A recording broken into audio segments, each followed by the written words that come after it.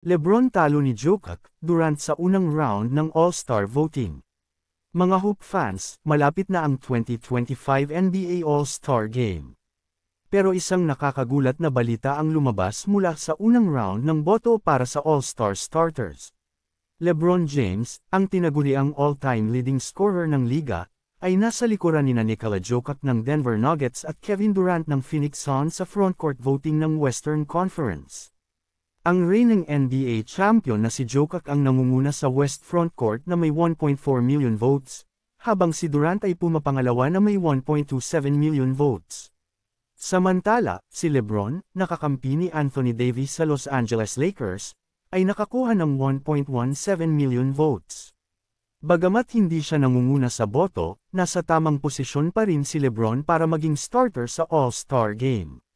Ngunit ibang usapan ito para sa Stephen Curry ng Golden State Warriors, na hindi papasok sa starting backcourt.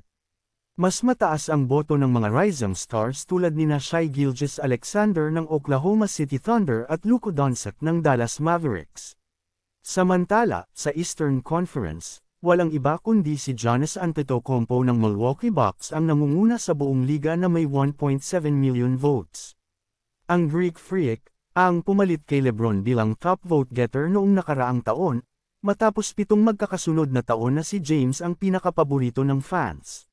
Sa East Frontcourt, kasama ni Giannis sina Jason Tatum ng Boston Celtics at Karl Anthony Towns ng New York Knicks. Sa backcourt naman, nangunguna sina LaMelo Ball ng Charlotte Hornets at Donovan Mitchell ng Cleveland Cavaliers.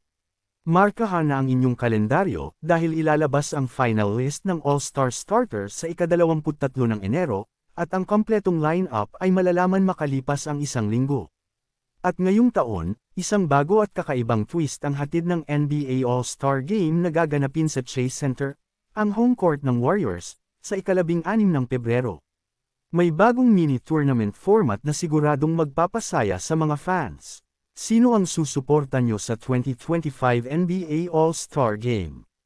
Ay comment na sa baba at huwag kalimutang mag-like, share, at subscribe para sa mga ganitong sports updates.